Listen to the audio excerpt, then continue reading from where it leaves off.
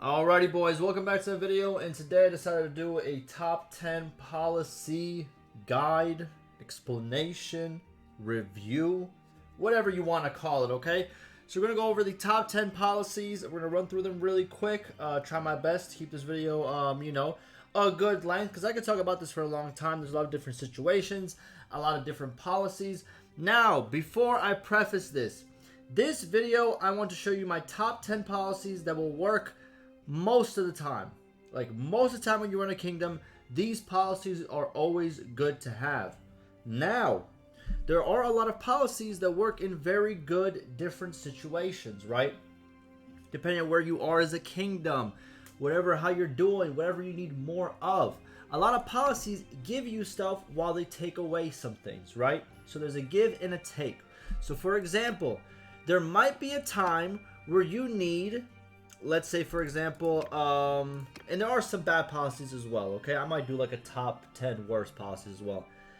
But there will be a time where you're going to need more food production in your towns and castles. And your loyalty is already high, so it doesn't matter, so you're going to choose hunting rights. But there's going to be times where you don't need it. It all depends. But today we're going to be going over the top 10 that I think are always good to have. Again, sometimes, maybe some of them you don't need to, but 99% of the time speaking, these are the top 10, okay? So here they are, right over here. If you just want to see them and leave with no explanation, there you go. Here they are. Just get right to it. Let's scroll through it real quick. All right. Now, let's go over each one, why I think it's good, and then let's get out of here, okay? By the way, it's my son's birthday weekend, so I got to do this kind of quick, too, you know? Got to go be a father and stuff. You know what time it is. So first, we have Senate. So what does Senate do? So tier 3 plus clans in your kingdom, so you included, because obviously whenever you create a kingdom, you have to be above clan tier 3. Gain 0.5 influence per day. Influence cost of inviting lower tier clans to your army are increased by 10%. Okay, so I chose this one because the upside is 0.5 influence per day, and the downside is only 10% more influence.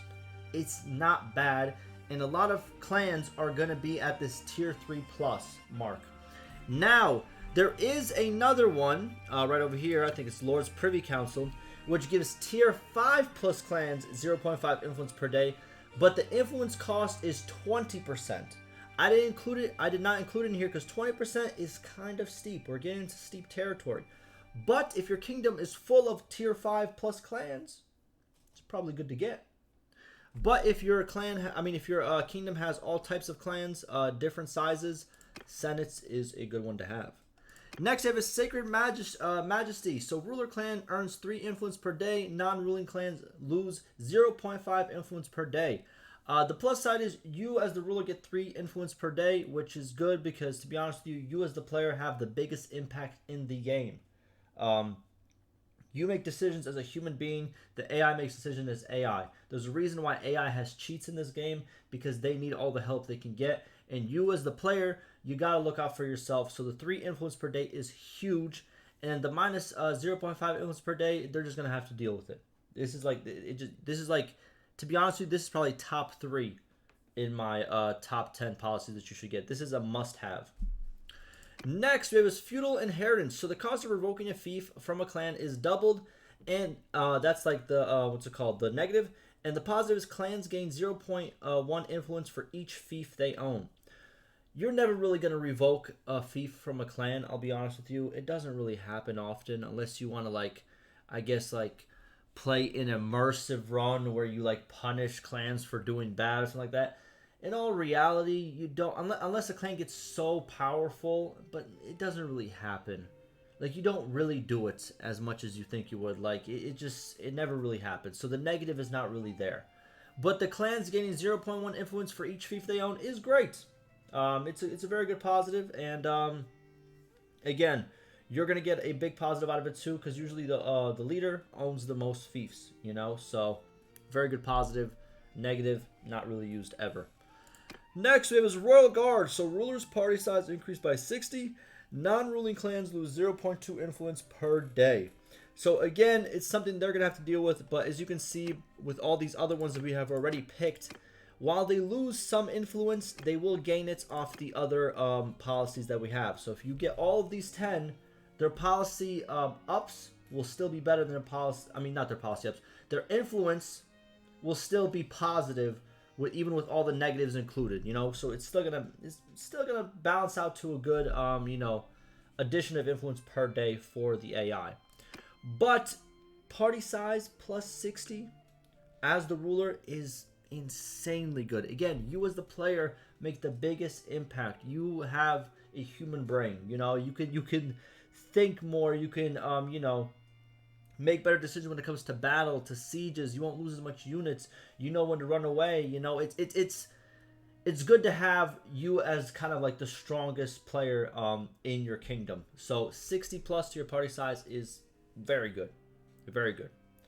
Then the non-ruling 0.2 influence, it's not that bad. For example, like I said before, with Senate, they're going to gain 0.5. Then they're going to lose that 0.5, so it's balanced out to 0 again.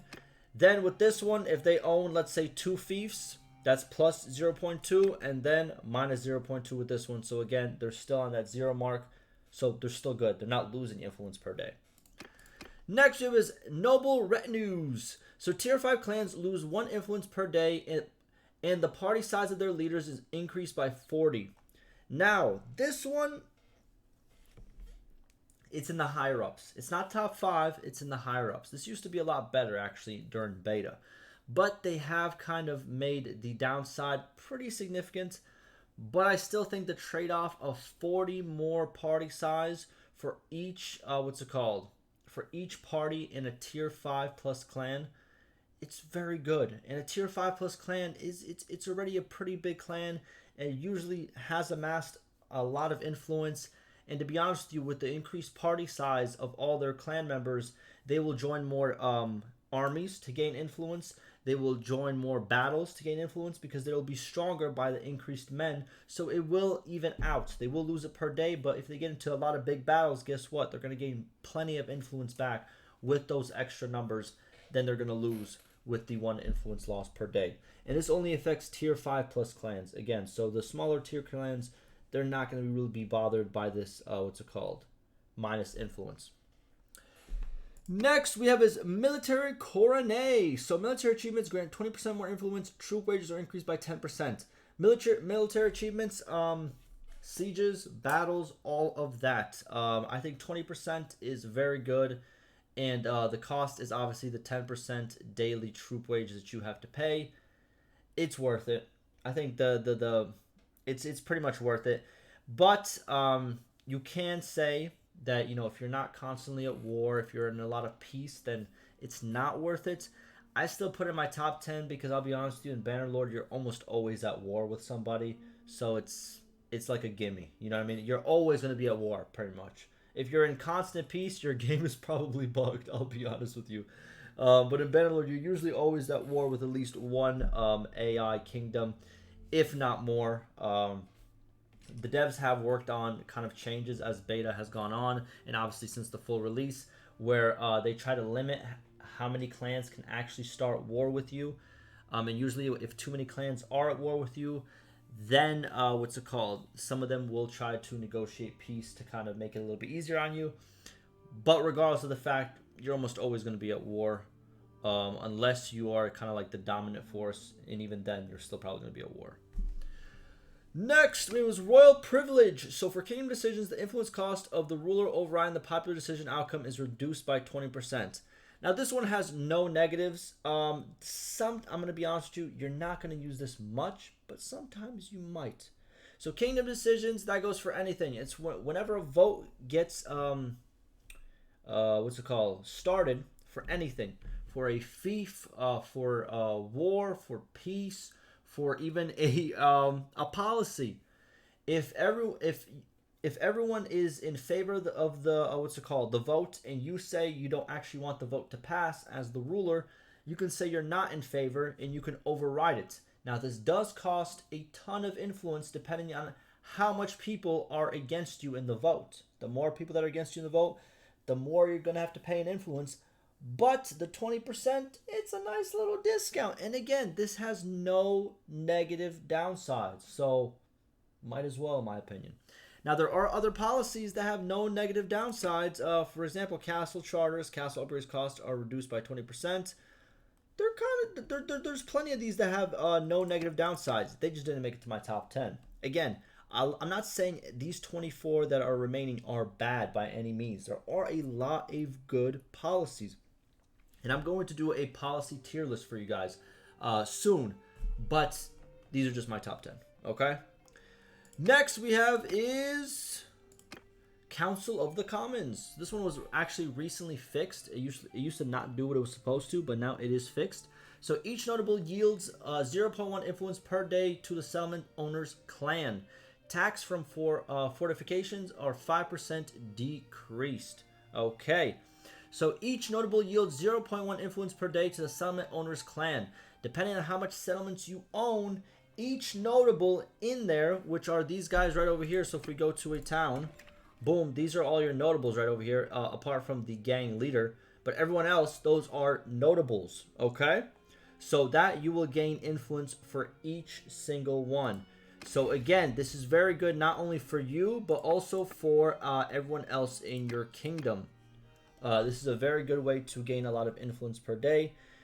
5% decrease from the tax. It's not that much. It's all right. You'll survive with that. The influence overrides the what's it called? The tax you're gonna get back. It's not that, you know. Later in the game, it's kind of like how most games work, right? Where you have multiple currencies. Later in the game, what's it called? The currency that you started making in the beginning, which usually when you start the game, you start focusing on dinars. Later in the game, you're going to move on to influence. And influence will become your more important currency in the game. More important a lot of times than dinars. Now, dinars are still important, but you will have to focus on your influence gain as well. As you can see, I have a pretty good influence gain. A lot to do actually with these policies. So it's something that you have to kind of keep, what's it called? It's a balance, because you have to understand influence is extremely important later on if you want to, you know, make a lot of armies, make a lot of votes happen. It's very important for kingdom building. Okay. Next, royal commissions. The influence cost of creating an army is reduced by 30% for the ruler. Good plus. Armies led by the ruler earn cohesion at 30% less cost. If you don't know what cohesion is, it's pretty much that little bar. Whenever you're in an army, it goes down, and then you have to pay influence to bring it back up. That's going to drain 30% less. But the downside is armies led by non-ruler nobles cost 10% more influence to create. The positives, again, they all have to do with the ruler. And like I said, you are your strongest kingdom warrior. Literally, you are the strongest person in the strongest clan in your kingdom. So the bonuses are great. 30% is huge. And the negative being only 10% more influence for the non-ruler notables, again, they're going to be all right. It's a little bit less. They'll make maybe a little bit less armies, but the most successful armies are going to be the armies that you lead in all reality. Next, we have King's Mercenaries. Next and last, actually. The ruler gains double influence from mercenaries. Non-ruler clans gain 10% less influence from battles. Again, this is something that happens during wartime. You can hire mercenaries and they will fight for you, and they will obviously give you influence. Same as if you were to join as a mercenary for a kingdom, you trade the influence that you gain from battles for dinars, okay? And the non-ruler clans gain 10% less influence from battles. Again, 10% here, 10% there, yeah, it kind of adds up, but they're not too significant in my opinion. The positive overrules the negative because, again, the ruler, you are the most important person in your kingdom. Okay? You got to look out for yourself. And then after you look out for yourself, you can look out for everyone else. Okay? This is, again, kind of like, what's it called? Where is it? Military Coronet. Both can be used during wartime, but I'll be honest with you, you're going to be in wartime a lot in Bannerlord. That's just how it is. And peacetime, currently in Bannerlord, doesn't do much for you. So even if you're in peacetime, you might want to start a war, because you're gonna make more. You're gonna make more profit, and you're gonna make more progress in a war in Bannerlord than in peacetime, because there's not much to do during peacetime. But those are my top 10 policies. Tell me what you agree with, tell me what you disagree with, tell me which ones you like. Again, since these are my top 10, that doesn't mean these guys suck. A lot of these guys work in different positions. I suggest you go over each single one, and especially when you need something. When you need something, when you need a bonus in some form or another, check if there's a policy exactly for what you need. Because more likely than not, there might be. Okay? So even if you watch, you know, my little guide, if you watch this video and you watch other people's videos on their best policies, and let's say, for example, nobody ever mentions land tax, that doesn't mean it's bad. It just might not be, you know, top 10. But then again, don't forget about it because it might work for you in your playthrough. That's what kind of the policies are there for. They're flexible. You can enact them and then also take them away. That's what they're there for. They're there to help you at times, and sometimes you don't need them, so you take them off. That's just how it works, okay? But those are my top 10. Hopefully that was informative, and I'll see you in the next one.